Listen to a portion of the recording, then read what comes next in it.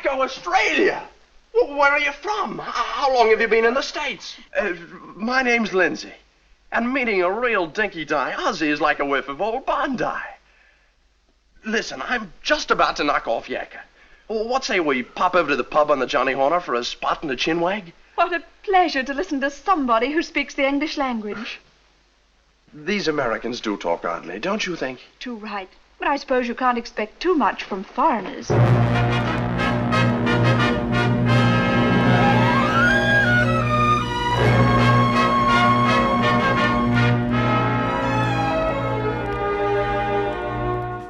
In the previous video I made, I discussed 10 Australians who worked in Hollywood during the Golden Age. So what can I say about Snub Pollard that hasn't been said enough? That's my phone. These Australians were J.P. McGowan, Snub Pollard, Harry Allen, Robert Gregg, Constance Worth, Judith Anderson, John Farrow, Errol Flynn, Rod Taylor, and Peter Finch. But that was just the tip of the iceberg. I got an onslaught of comments from people accusing me of forgetting other prominent Australians. Leaving out this person, that person, some of them I knew and some I didn't. My intention was to pick out 10 Australians I knew about. I honestly didn't think many people would watch the video. But they did. So I think a second video is justified. So who are these other Australians who were working in Hollywood during the Golden Age that didn't appear in my last video? Which actors indeed? Welcome back to this part 2 of my video looking into Australians in the Golden Age of Hollywood. Hollywood, that is. Yeah, I'm on my way. Here's my beret. I'm going Hollywood. I was quite surprised at the amount of people that watched the first video. I really didn't think many people would. It was just something that I was interested in. It was something for me to research, which is what I love doing. I love finding out things that I don't know. The older I get, it feels like every time I'm on Facebook and I see, did you know? And then it'll have the information there. And 99% of the time I say, yeah, I knew that. Doesn't everyone know that? Now, lots of people commented on my video and they mentioned other Australians, as I just said in the intro. And I'm going to go through some of those Australians and then I will do this the other way around, where I will talk about them, see if they qualify, and raise my beer.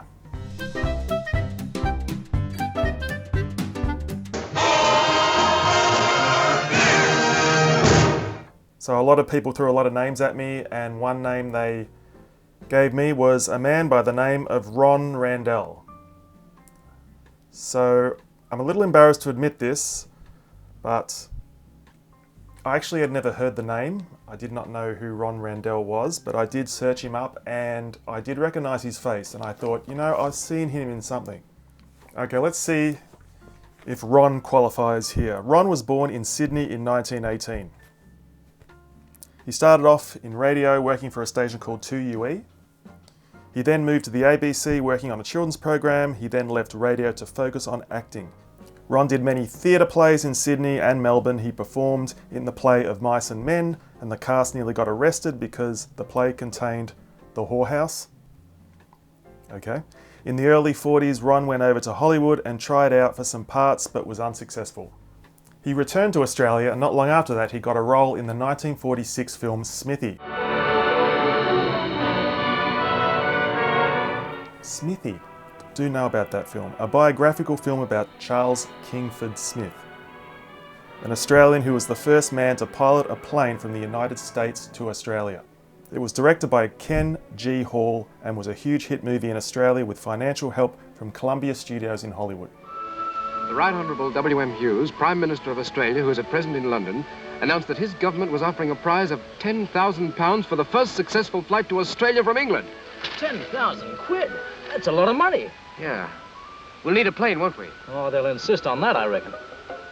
Maddox, my lad, I've got it. Got what? Well, I know a bloke who knows a bloke who makes planes. From the success of Smithy, Columbia actually offered Ron a contract. They put him in Bulldog Drummond at Bay and were very impressed with his performance. Ron got many roles after that, including here. Just roll them up there for you. From reading about Ron, I do get the impression that he was a bit frustrated with the state of his career. He was getting roles in movies, he was working actively in Hollywood, but I think he felt that he deserved to be more famous than he was. That's just my impression. I could be wrong, just thinking out loud. Ron did a lot though. He travelled to England and Australia doing plays. He came back to America to do more films and TV. He played Cole Porter in Kiss Me Kate. That's where I know him. Hi, Paul. Mr. Cole Porter, sir. Cole, thanks for coming. Hello, Fred. Well, you're right on time. Everything's set. Keyboard's dusted and the piano's tuned. That is a matter of opinion. So that was the film I knew him from, but there are probably some others. Let's see. Ron did quite a few films during the 1960s, like Most Dangerous Man Alive, where Ron plays a character exposed to high levels of radiation. Atomic movies. You can actually watch that entire movie on YouTube. Ron had a really good role in the 1961 film King of Kings, playing the role of Lucius. Lucius? Lucius. Damn. The court is also aware of the unlawful assembly the accused created when he delivered his sermon on the Mount in Galilee. I was present at that sermon. I've submitted to the court a full report of the defendant's statements. Not once did he speak a word that would incite violence. On the contrary, he spoke only of peace. And The Longest Day, which was a great World War II film about the D-Day landings in Normandy. He was like a war correspondence guy, was he? Let's have a look. Yes, that was a film that I had seen too. That was a good role for him. On the wrong way. Not towards the Germans, you idiots! The other way! The other way! Damn traitors! Ron appeared as Charles Buckman, a man who was attempting to obtain a stranglehold on all forms of professional and amateur sports in Season 3, Episode 3 of Mission Impossible, the original TV series. Ron did return to Australia in the 1970s and did a play at West Point Casino in Hobart. And he passed away in 2005, and though never really made it as a big film star, he has a pretty impressive body of work, I would say. So cheers, Ron. Let's get the beer going.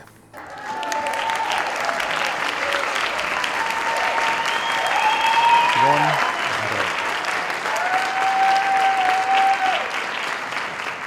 Now the next Australian was mentioned quite a lot by people in the comment section, and I was aware of this person. This is a very famous Australian who worked in Hollywood, but I was just focusing on acting and directing, but their profession is a very important element to the movies. That person was Orry-Kelly. Now, Orry, or Orry-Kelly, there's a hyphen there. Do I call him Orry? I'll call him Orry-Kelly. I think that's easier. His real name was Orry George Kelly, but people called him Jack Kelly. You see why I left this guy out? It's confusing. No, I'm kidding. Before he settled on Orry-Kelly with a hyphen in it.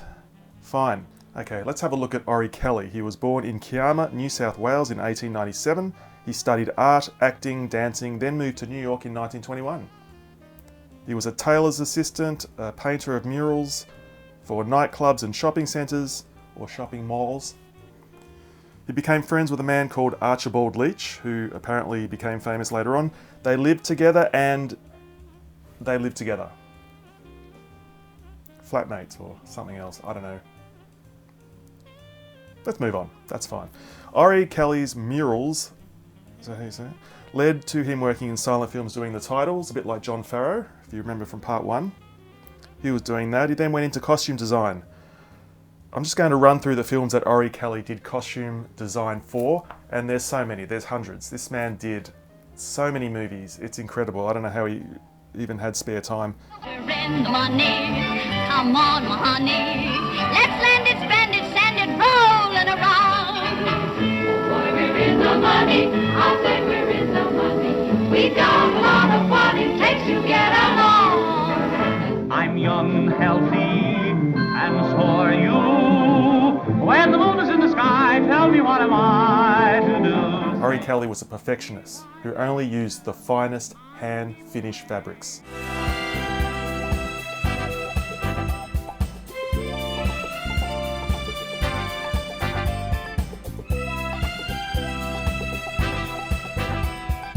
Orry-Kelly worked on the classic film Casablanca.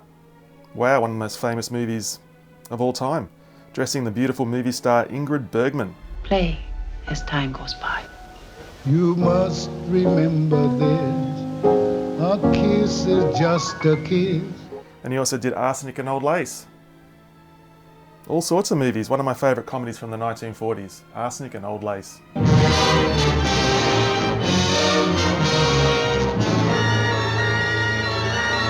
I think this calls for something special.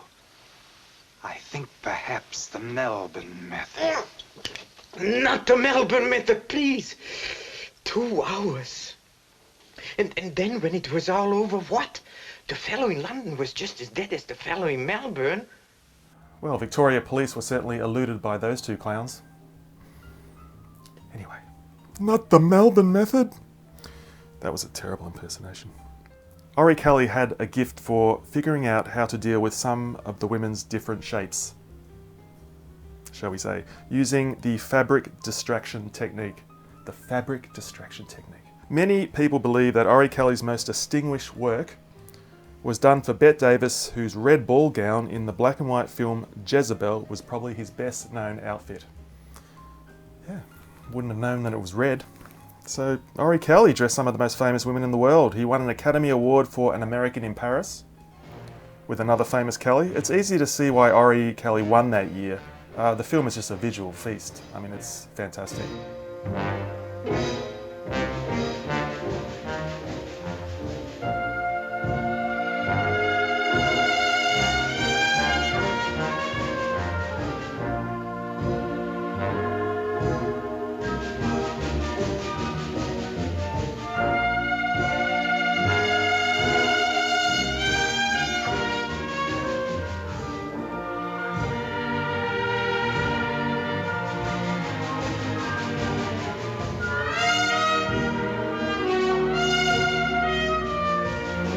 Another Academy Award for another collaboration with Gene Kelly on Les Girls.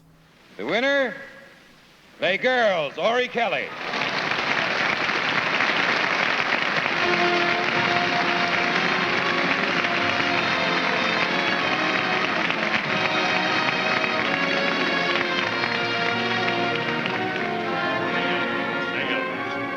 My thanks to everyone, but a special thanks to Mr. George Cukor.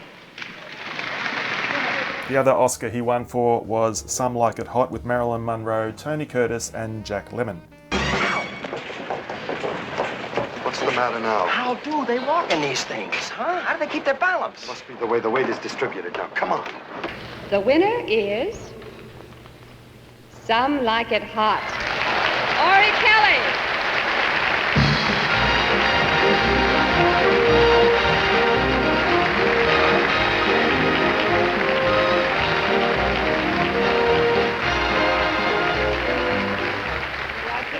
Thank you, beautiful. I thank you, and particularly Tony Curtis and Jack Lemmon. As Luella would say, they never look lovelier.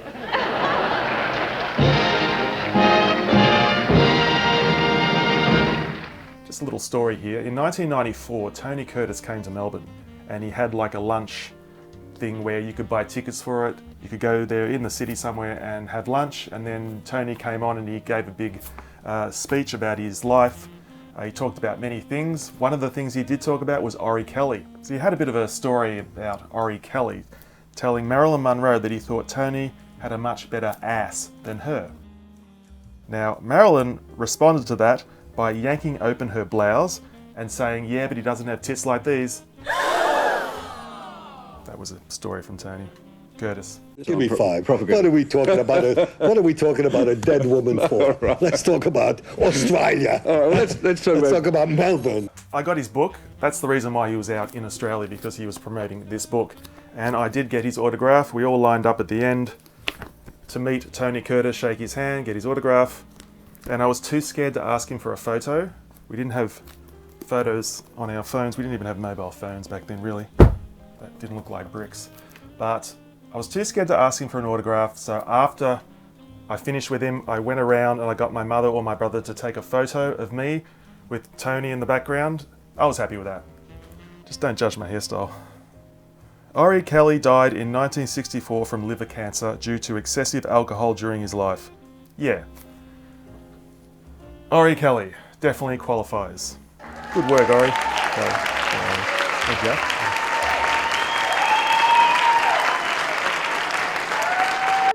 Boop-boopy-doop. Okay, the next actor that was named quite a bit in the comments was Michael Pate. He was an actor working in Hollywood. This was another case of me not knowing the name, but when I googled him, I knew his face. I could even remember films I'd seen him in. So he was a person that had a pretty good career, but I just didn't know he was Australian. I don't know why he didn't come up in my research. It's weird. He was born in Drummoyne, New South Wales. It's Drummoyne. In 1920, he was a writer who also worked in radio on a program called Youth Speaks. Michael went to serve in World War II. He was transferred to the entertainment unit known as the Islanders. His acting career began in 1949, appearing in the film Sons of Matthew, directed by Charles Chauvel. How can we live here and stay away from each other? How can I marry Barney, lie in his arms at night and pretend that I love him? Oh, Kathy. How can I, Shane? I don't know. It's actually a really good movie, Sons of Matthew. It's a really good quality film. It's very compelling with scenes that are reminiscent of The Man from Snowy River. I was getting a lot of Man from Snowy River vibes from that film. So Michael travelled to Hollywood and got a role in the 1951 film Thunder on the Hill. He stayed in America and appeared in film and television. In 1953, the film adaptation of Julius Caesar, where he played Flavius in Julius Caesar. I've seen that. What trade art thou? Why, sir, a carpenter. Where is thy leather apron and thy rule? What dost thou with thy best apparel on? Julius Caesar. Marlon Brando was in that too, so he's getting some good gigs here. Let's see how it goes. He had a good little role as a British journalist in Houdini. Did I hear someone yell fake? I'm Dooley of the London Examiner. I say all you Yank magicians are fakes, and that's a trick trunk. I'd like to see you get out of something real. Michael played Clarence Leiter in the TV movie Casino Royale. It was shot live on television, and Barry Nelson as James Bond. That was an American James Bond. That was Baccarat, wasn't it? Yes. You know, it must be a fascinating game, but to me it's as baffling as American football. Well, it's very easy. It's a lot like 21. It's mostly luck anyway. You were lucky tonight to escape those shots. Light? With Peter Lorre as well. Yeah, I think that was Felix Leiter, but they called him Clarence Leiter. Michael had quite a few roles as an American Indian or Indigenous American. The one I'm familiar with is Hondo with John Wayne. It was directed by John Farrow, who you should be familiar with. We're soldiers. This I do not know. Hat. Soldier hat! I was once a soldier. Why you here a petulant?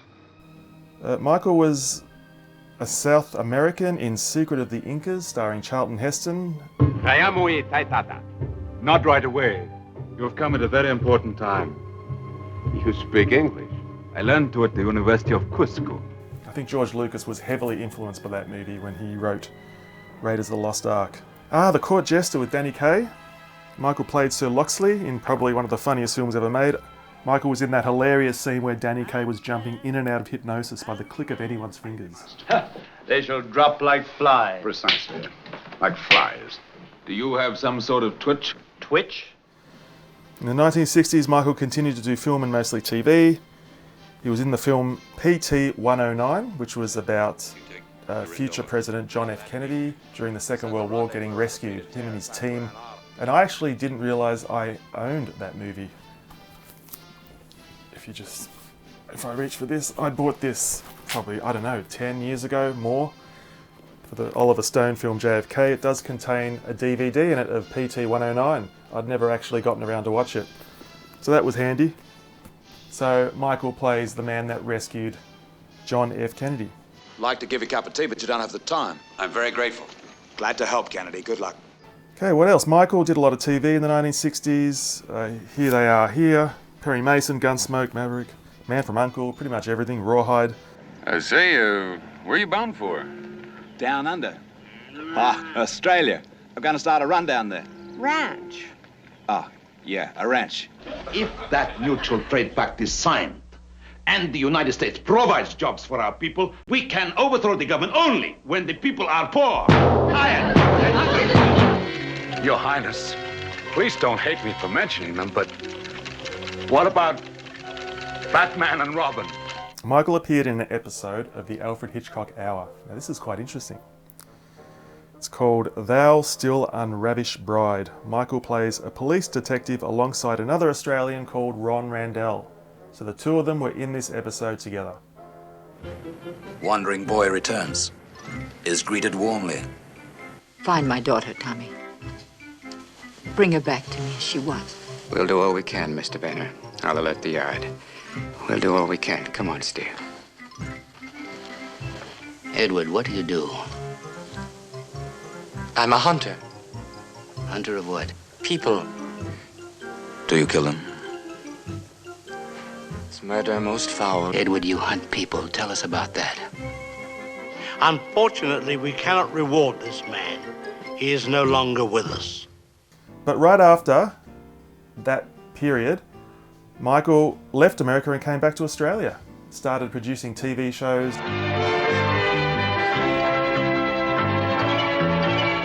and movies here. And he lived here for the rest of his life. So that's a bit different. I think he's the only one that's done that so far. He's bailed up half of Victoria, man. Quite a man.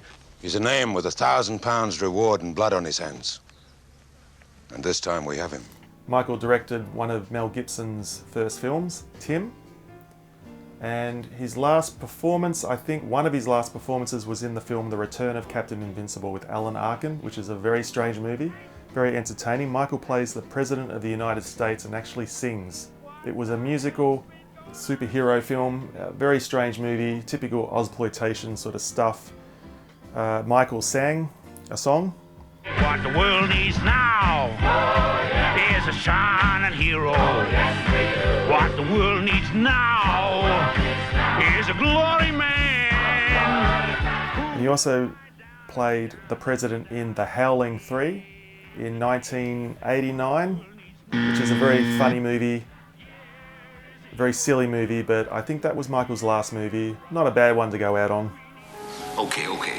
Just turn that thing off, please. Michael passed away in 2008 in New South Wales, Australia. Yes. Absolutely. Michael Pate. Sorry I left you out of part one. Well, it wasn't called part one originally. I didn't think there was going to be another video, so I renamed it. Okay, who else have we got? Yeah, a few people mentioned Mae Bush. Mae Bush? I think it's Bush. Now this is another one who I knew her face, didn't know the name. Well, no, that's not true. I did know the name because I'm a huge Laurel and Hardy fan. Now let's see what Mae did. Mae was born in Melbourne in 1891. Her father was the conductor of the Melbourne Symphony Orchestra. And her mother was a singer who toured New Zealand, India and the United States. Okay. When they were in the United States, Mae was put into a convent in New Jersey. She later graduated and pursued a career in theatre. From theatre, Mae went into film, starting off at Keystone Studios in 2 reel comedies, then feature-length films like The Grim Game, starring Harry Houdini. There you go, everything's connecting here today. Foolish Wives in 1922 was a famous one, directed by Erich von Stroheim.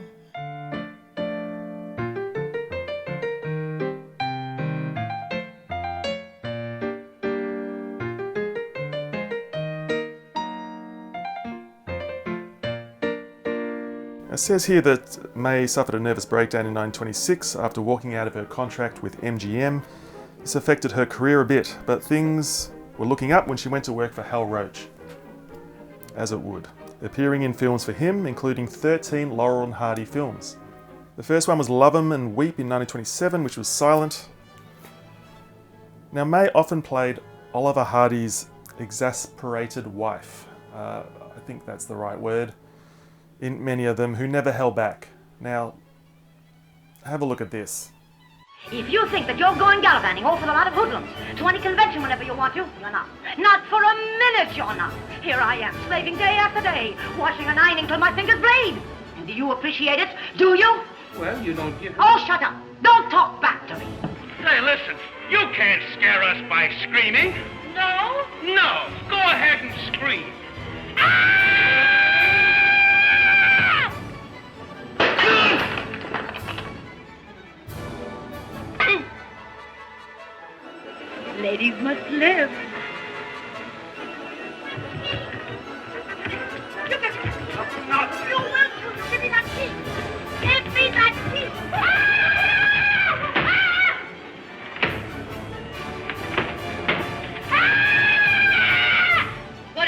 on? I just came to tell Ollie that was me on the phone. Mr. Jones, Well, huh? now, just wait. Oh, now, wait, honey, darling, now, wait. Mr. Jones!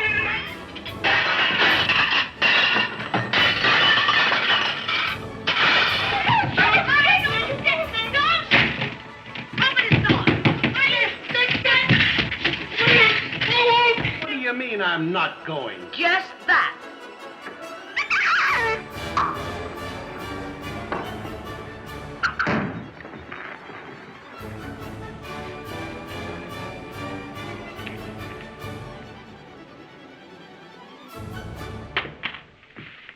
May really threw herself into those films and was fantastic in them. May kept working into the 1940s with some uncredited parts. She had a small part in Ziegfeld Girl, which was a big MGM film. Now, May unfortunately died in 1946 at the age of 54 after suffering from colon cancer. Definitely a worthy entry, and I raise my glass to May Bush from Melbourne. Good on you.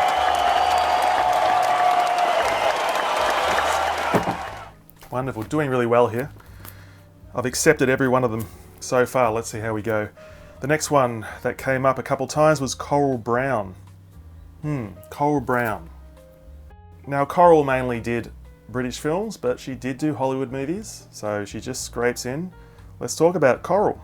Coral was born in Melbourne. In 1913 she was a stage actress. Her name was originally Brown, spelt like the colour, but in 1936 she added an E. She immigrated to England in 1934, where she worked as a stage actress mainly at the Savoy Theatre and pretty much lived in that hotel for many years throughout World War II. Okay, but what about Hollywood? As for Hollywood movies, she did appear in a few. There was Twist of Fate, Auntie Mame.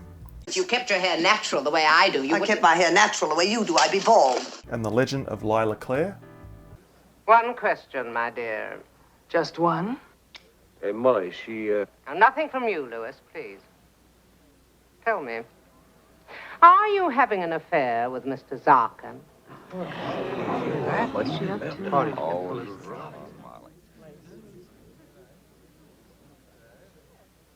In 1973, Coral did a film called Theatre of Blood, which is a hilarious movie starring Vincent Price, where he's an actor and he goes around murdering all the critics that gave him bad reviews. And Coral was one of the victims. I'm afraid you might find our novel version of it a bit of a shock. And Marquis says, because she is a maid, spare for no faggots, let there be enow. Place barrels of pitch upon the fatal stake. Well, Vincent and Coral must have gone on pretty well because they ended up getting married. Yes, Coral Brown was Vincent Price's wife. Second or third, I'm not sure. Wasn't the first. So they met on Theatre of Blood. Thank you, my dear. So they did commercials together, like this commercial, which is on YouTube, that is really bad quality, but I'll just put it here. Oh, but even Vincent admits home-style stock makes soup time something special. I wanted to hate it, but it's just too good. What a lovely couple. The last film that Coral appeared in was Dream Child in 1985, playing Alice, the inspiration for Lewis Carroll's Alice in Wonderland.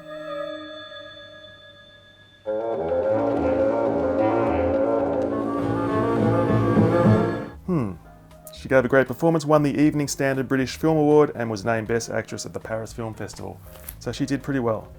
Coral passed away in 1991 from breast cancer. I think that's before Vincent went. Anyway, yeah, that's fine. Coral Brown.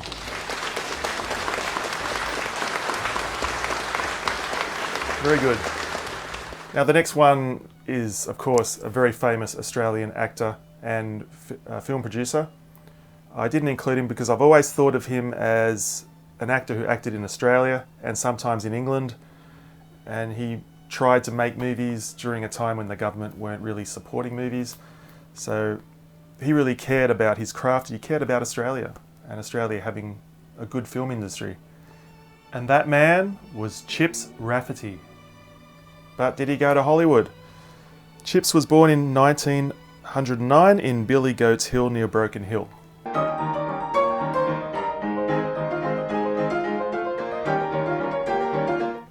Chips was another actor who came up through the ranks of Ken G. Hall in the movie Dad Rudd MP in 1940 and Ants in His Pants. Chips had a talent for being a really good leading man type actor. He did get a big role in Charles Chauvel's 40,000 Horsemen, released in 1940, which really set him on his way. Where are you from, mate? Glasgow. Where's that? Hey? You've never heard of Glasgow? Shut up, Jim. Stone the crow's red. A man can't be expected to know every flaming village in Ireland, can he? Over in England, a film studio called Ealing Studios wanted to make films in Australia. They signed up Chips for a contract. Films like The Overlanders, released in 1946. Hey, how's the war going? They left them at Milne Bay. They turned them at Kokoda. Wait till we get there. Good on you, mate. Good on you, digger. Bush Christmas, Eureka Stockade. There was this period of time when there were quite a few Australian movies being made, late 40s.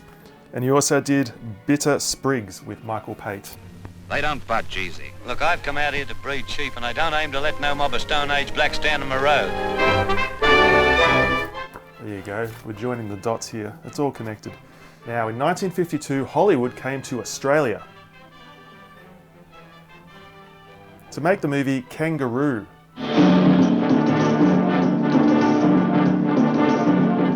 Kangaroo, an Australian story, directed by Lewis Milestone and starred Maureen O'Hara and Peter Lawford. Tell me, is it true that you can trail a man by the smell of the tobacco he uses? My tracker can trail a man by the impression his shadow leaves on a rock a week after he's passed it. Obviously, Chips and many Australians got work on this film. So the producers liked Chips' work and they flew him to Hollywood to appear with another Australian, Charles Tingwell, in the movie The Desert Rats. Where's Bartlett? Directed by Robert Wise. He went out to the forward position, sir. Alone. So that's one Hollywood movie that Chips was in, and the only Hollywood movie that Charles Tingwell was in.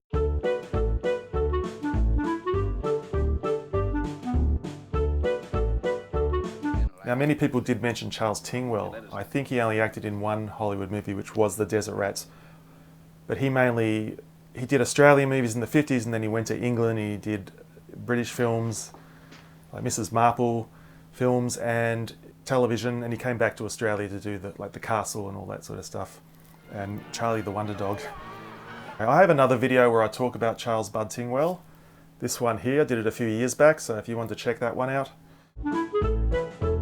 But even though Chips was getting offers from Hollywood and England, he wanted to be in Australia to sort of help the industry get going.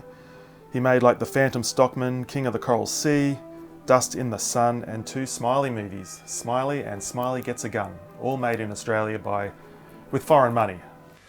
Who slipped the wasp down Jean's knickers? Smiley.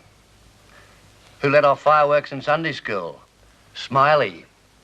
Who put the frog in Mrs. Gaspin's bed? Smiley. Who pinched his dad's cigarettes and smoked himself sick? Smiley. If you don't reform soon, you're going to drive me and everybody else in Murrumbilla crackers. Sorry, Sarge. In 1959, Fred Zimmerman brought his film crew to Australia to make The Sundowners with Deborah Kerr. Was it Deborah Kerr? And Robert Mitchum. Now, Chips got a role in that movie. Lots of Australians got roles. We've still got an opening for a cook and a wool roller. How do either of them strike you? Well, the roller's job is gone. To Mr. Veneker, that leaves only me. How about me for the cook? Just a minute, Dal. You never cook for a... That queers it. I never use a woman cook. Righto. Well, if the missus ain't good enough for you, neither am I. Come on, love. It's a very good movie, The Sundowners. Definitely recommend that. In 1960, Chips appeared in a big role in The Wackiest Ship in the Army as a coast watcher called Patterson. The film starred Jack Lemmon and Ricky Nelson. Well, we got enough for a hotel. How far do my men have to lug this stuff? The other side of that little hill up there. That's where I'll hide the stuff until I'm ready to move on. It'll take my men hours to get up there and back. What am I supposed to do, wait here like a sitting duck? Well, who's gonna know? You're tucked in here real nice and cozy. So during the 1960s, Chips appeared in a lot of TV in America, Gunsmoke, The Monkees. As in Davy Jones's locker? Yeah, right. It's his great-great-grandfather, and when he's 25, he inherits the locker. There's an episode of The Monkees. Chips was in an Elvis Presley movie called Double Trouble, which was very slapsticky. I can't really explain the plot because I didn't sit through the entire movie, but Chips is in it. He looked like he had fun doing it.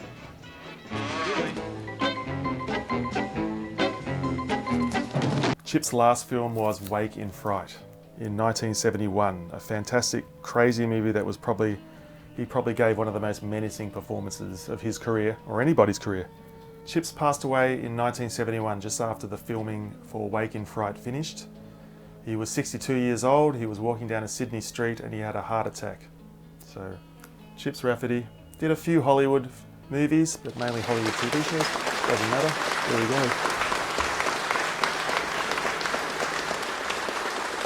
There were so many Australians in Hollywood that I've had to break this video up into 2 parts. I am flabbergasted in this rabbit hole I have fallen into. So many Aussies that blended in and did their part. Who else will I find? I might even throw a few curveballs at you. Some slightly debatable entries, but hey, you're here to learn something. And for those of you who aren't, you're here to tell me what I got wrong. And that's fine. Thanks for watching. See you next time.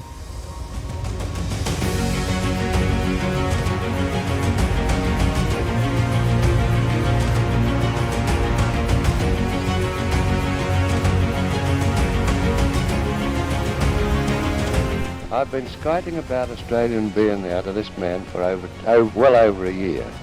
Well, let's hear your comments. What do you think of Australian beer? It's pretty fattening.